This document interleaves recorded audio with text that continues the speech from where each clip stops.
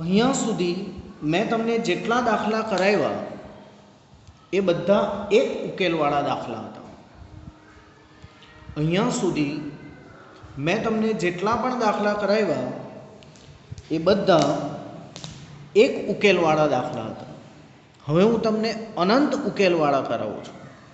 અનંત ઉકેલવાળા બે દાખલા કરાવું છું અને ત્યાર પછી ઉકેલ હોય જ નહીં એવા બે કરાવું છું. આમ મોસ્ટ ઓફ દાખલા, મોટે ભાગેના દાખલા એક ઉકેલવાળા હોય છે. મોટે ભાગના દાખલા એક ઉકેલવાળા હોય છે. અનંત ઉકેલવાળા અને ઉકેલ જ ન હોય એવા માત્ર બે બે દાખલા આપણે જાણીશું. અનંત ઉકેલવાળા અને ઉકેલ જ ન હોય એવા દાખલા બે બે જ દાખલા આપણે જાણીશું. એવું એટલા માટે કારણ કે મોટે ભાગે ટૂંકા પ્રશ્નમાં પૂછાય છે એક ગુણની અંદર, એટલે એની ખાલી સમજણ મેળવવાની હોય છે. તો ધ્યાન આપો. ટેક્સ્ટ 44 એકમાં ત્રીજો દાખલો. ટેક્સ્ટ 44 એકમાં ત્રીજા દાખલાની રકમ અને વિડીયોમાં ધ્યાન આપો.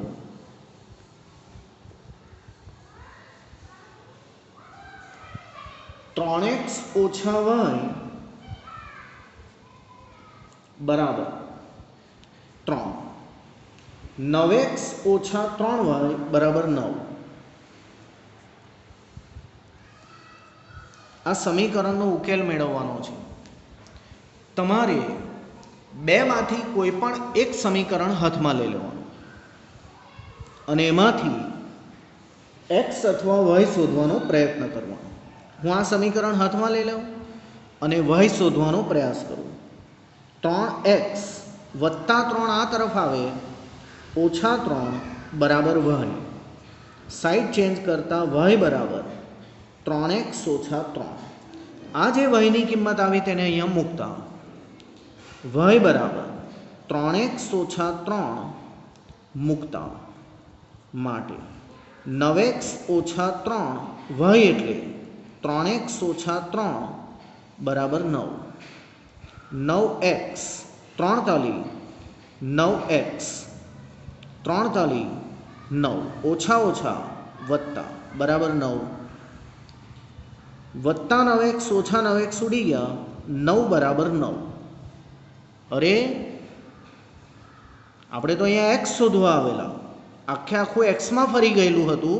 આપણે તો x શોધવા આવ્યા પરંતુ x પોતે જ ઉડી ગયો અને અહીંયા x આપણને મળ્યો નથી. તેથી હવે હું જે લખાણ કરું છું એ શીખતા હતા. અહીં આપણને xની કોઈ ચોક્કસ કિંમત મળતી નથી. પ્રયત્ન તો કર્યો અમે x શોધવાનો, પણ અહીં આપણને xની કોઈ ચોક્કસ કિંમત મળતી નથી. તો પરંતુ 9 બરાબર 9 આવું કંઈક મળ્યું. 9 બરાબર 9, 9 એટલે 9 એવું સાચું વિધાન મળે છે. આ લખાણ લખતા શીખે. અહીં આપણને xની કોઈ ચોક્કસ કિંમત મળતી નથી, પરંતુ 9 બરાબર 9 એવું સાચું વિધાન મળે છે. તેથી જવાબ લખવાનો. માટે આ સમીકરણ યુગ્મને અનંત ઉકેલ છે.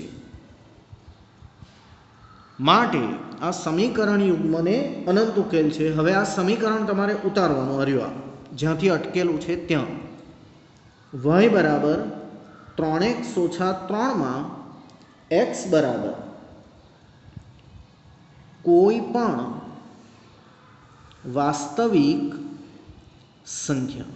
એટલે કે આ દાખલાનો કહેવાનો ભાવાર્થ આમ થાય કે xની કોઈ પણ કિંમત તમે આમાં મૂકો, xની કોઈ પણ વાસ્તવિક કિંમત આમાં મૂકો અને જે y મળે એ બધા જ આના જવાબ છે. એ બધા જ આના જવાબ છે. એ બધા જ આના જવાબ છે. એટલે કે આ જે સમીકરણ છે y બરાબર 3x ઓછા 3માં xની કોઈ ચોક્કસ કિંમત નહીં, પરંતુ કોઈ પણ કિંમત મૂકવાથી તમને જે જોડી મળે એ બધી જ જોડી આનો ઉકેલ છે. આવી બધી જ જોડ એક્સ ગમે તે હોય અને એને અનુરૂપ વાય એવી બધી જ જોડ આપેલ સમીકરણ યુગ્મનો ઉકેલ થશે. 5 વાક્યો લખેલા છે મેં. અહીં આપણને એક્સની કોઈ ચોક્કસ કિંમત મળતી નથી.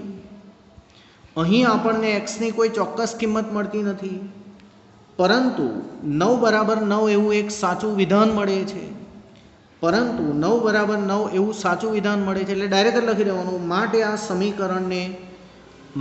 સમીકરણ યુગ્મને અનંત ઉકેલ છે. 3 વાક્યો થયા. અહીં આપણને એક્સની કોઈ ચોક્કસ કિંમત મળતી નથી, પરંતુ 9 બરાબર 9 એવું કોઈ સાચું વિધાન મળે છે, તેથી આ સમીકરણ યુગ્મને અનંત ઉકેલ છે. પછી આ જ્યાં અટકેલું તેને અહીંયા લખવાનું. નંબર 4 માં એક્સની કોઈ પણ વાસ્તવિક સંખ્યા મૂકો. એક્સ એટલે કંઈ પણ એને અનુરૂપ વાય મળશે. એક્સ એટલે તમારે જે મૂકવું હોય તે મૂકવાનું. 1 2 3 4 5 ઋણ 1 2 3 4 5 જે મૂકવું હોય તે મૂકવાનું. એને અનુરૂપ જે વાય મળે આવી બધી જ જોડ આપેલ સમીકરણ યુગ્મનો ઉકેલ થશે.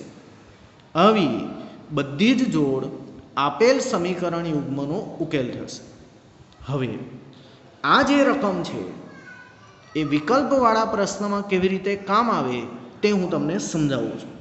ધ્યાન આપો.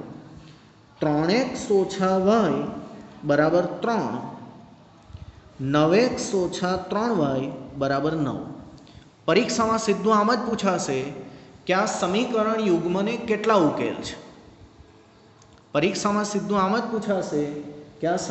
યુગ્મને કેટલા ઉકેલ છે. તો તમારે આમ કરવાનું.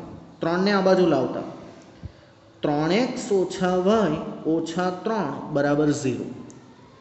9 ને આ બાજુ લાવતા 9x ઓછા 3y ઓછા 9 બરાબર 0. સાંભળો જરા. હવે આમ થઈ ગયું. ax વત્તા by વત્તા c બરાબર 0. આમ લખી જોઈએ. a1 ના છેદમાં a2, b1 ના છેદમાં b2,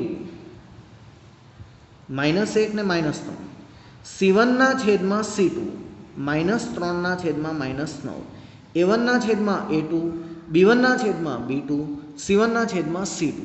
ગણતા 3 3 ઉડી જાય 1 3, - ઉડી જાય 1 3, - ઉડી જાય 3 3 ઉડી જાય 1 3. આમ દરેક કેવા આવ્યા? સમાન આવ્યા. આમ અહીં a1 ના છેદમાં a2 બરાબર જ b1 ના છેદમાં b2 બરાબર જ c1 ના છેદમાં c2. માટે આ સમીકરણને અનંત ઉકેલ છે. આ ડાયરેક્ટ પણ હું જાણતો જ હતો.